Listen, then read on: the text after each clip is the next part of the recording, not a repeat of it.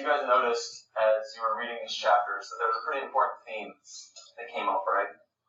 With the Mockingbird title of the book. Okay, so what is the theme? Tell me what the theme is. Yeah, Alex. Moral of the story. Okay, so I really like that he paused and that he didn't just tell them what a theme was. I like that he stopped for a minute. Nobody immediately raised their hands, but he gave it a second. And sometimes when you're nervous, that's really hard to do because you don't want any awkward lulls in the conversation. But he seems very confident in his material. He seems confident in himself, and I think that's apparent in the way that he's addressing the class. Moral of the story, what it's about. Anything else? Yeah, John. Central attitude. Okay. Yeah. What keeps reoccurring. Okay. Those are all good things. What I'm going to focus on today, though, is have you guys create your own theme and do it in the most accurate way possible. So you guys are on the right page with what a theme is. So if you guys want to take something else, take notes on. Use your Chromebooks or your... So one thing that I think that he could have done differently is have them get paper out at the beginning of class, just so they're not all shuffling around at this moment. I think a good way to start off the class is to let them know what they're going to need for class, just so that they can stay on task. That's a very minor thing to fix, but I think that's something that could have been done differently. So like some of you guys said, theme is a central message of the text. And it usually says something about life, something about the human condition.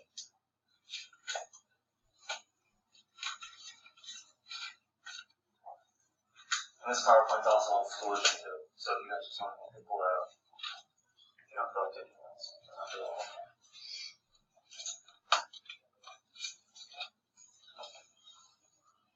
The theme is more than just a topic. Some of you guys said it's a topic, but it's also different than a moral. Okay, I like that he clarified that because I think that that's something that a lot of students may struggle with, and I think it's important to give students a chance to respond to a question, but also to lead them in the right direction if they're not quite hitting what it is. So I appreciate that he gets specific so that when they get to making their own, they'll have a more concise idea of what it is. What's that? It should be called theme. They're probably the same thing. Okay. So it's not a lesson necessarily. It's a theme. It doesn't instruct someone.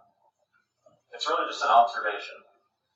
So what you're going to do, and what we're going to work on today, is at first, when you're reading a text, you have to find the topic, something that the theme can be about. And then you make observations on your own. Now, that's the kind of unique thing about themes, is people can come up with different ideas, different things, and I'll show you examples of that. So the key word here with theme is that it's observation. So you're going to make observations from the text about what it says about a particular topic.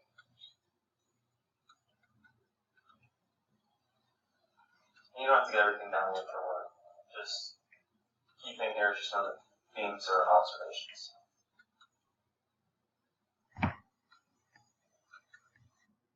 Okay, I also like that he's really emphasizing key words that they need to know.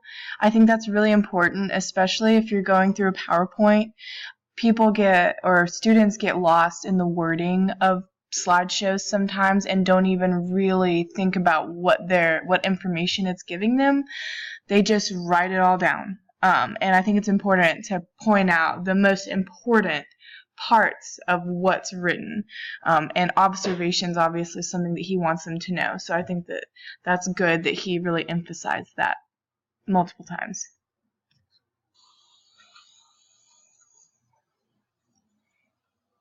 So, To make it a little easier, who's math-minded in here? Like I said, math is probably a little easier than words. Okay, so I kind of did that for you guys today. So you've got your topic plus your insight will equal your theme. And we'll go over what each one of these are. So a topic is something that keeps reoccurring, like what Macy said, something that keeps reoccurring in the text. And then your insight is then what the book says about it. And that could be anything from what a character says, how the characters interact. Okay? So first we're going to talk about the Lord of the Flies. I'm going to kind of show you guys exactly how to follow it. Even though I don't always believe that literature can have formulas, I really like that he put this in a way that students who aren't English-minded, I guess you could say, who might have a harder time understanding English concepts, I think this is a great way to connect to other students that are, like he said, more mathematically minded. And I think it makes a lot of sense, and it really makes the process of creating a theme seem a lot easier. This formula, and then you're going to do it to Kill a Mockingbird. So, for the Lord of the Flies, what are some topics? Yeah. Leadership, good. That's a big one. We did a whole paper on that, so you guys should know a lot about leadership. Yeah. Survival, good. Savagery, good. Keep them coming. You guys have any idea of vision? That's yeah. Violence, that's good. Another one. Topics found in the Lord of the Flies. Okay. If you guys can't think of any more, I kind of made a brief list of the ones that I can think of. Leadership, which is the big one that we talked about. We focused our whole email on that. Civilization, which is... Okay, I really also appreciate that he went ahead and had the topics listed out on this next slide, because if students didn't respond, I think it's important to have that information for them. But it's obviously also important to get them involved and get them telling everybody what they know about the topics first. But I definitely think it's important as a backup to have that at hand. Symbolized by the conch, you remember? Loss of innocence, world wars, violence, bullying, and survival, like what Dusty said. And so that's what you're going to want to do. When you start in your theme, you're going to want to brainstorm different topic ideas. And what I'm going to focus on then is leadership. And what insights do we have on leadership? So you guys should all be leadership experts after writing your papers. What insights? What does the book tell you about leadership? Yeah. Leadership is hard, good, it's difficult to do. There's a lot of factors, yeah. Good. Mm-hmm. Yeah.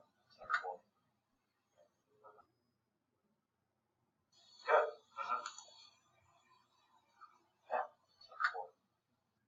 So one thing that I don't like about how he is instructing, especially when he's calling on students, I don't like that he doesn't call them by name. I think that one of your first priorities as a teacher should be to learn students' names, to learn more about them. And even though you might get nervous at the front of the room and you might have a moment where you forget a student's name, I think it's so important to call them out by name, because it just seems more personal. It makes the instruction feel more intentional, and I think it can help students a lot. And I would say overall he did a good job for the short amount that I got to see. There's always stuff to be improved upon, and I'm definitely eager to see how class collaboration goes once his presentation on the theme has ended. But I think that he did a good job overall, and he really got students involved in giving him ideas and engaging in class discussion.